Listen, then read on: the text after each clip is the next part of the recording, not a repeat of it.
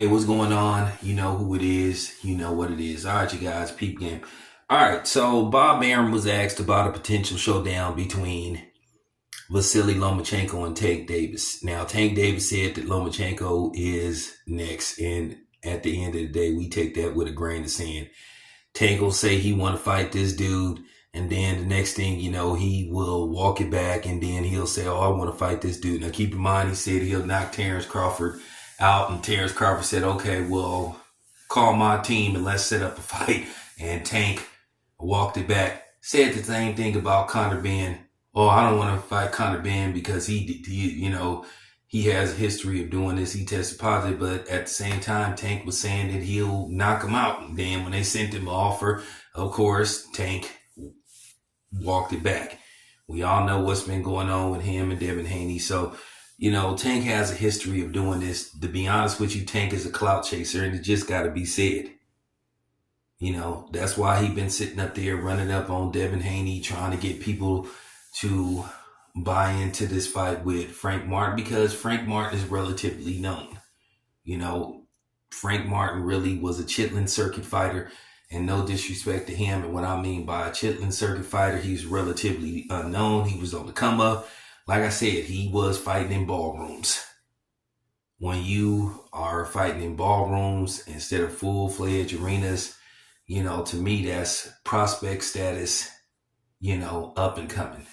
But nevertheless, he has a showdown coming up with Tank Davis next month. So this is his opportunity to seize the moment. Now, the question is, will he seize the moment?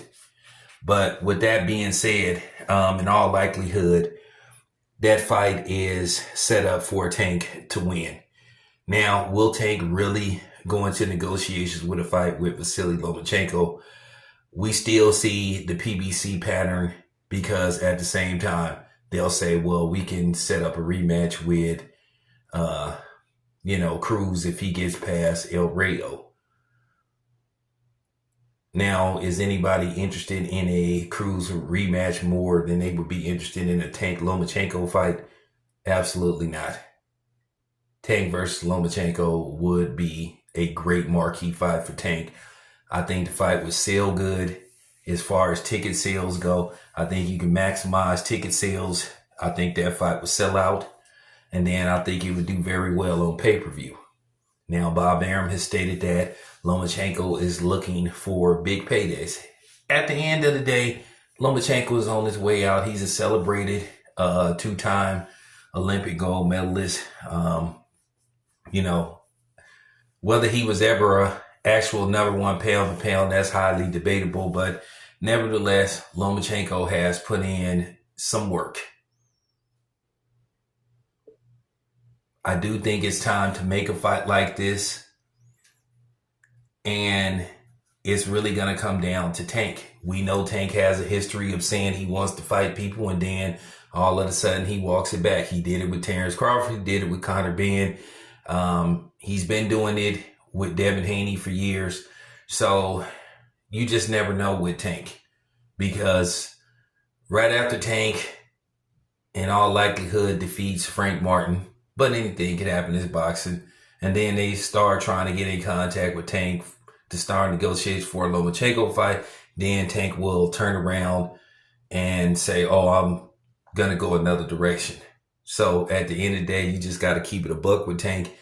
I won't believe it until I actually see it, because Tank has proven that he doesn't deserve the benefit of the doubt. There's always a question mark on the moves that Tank makes.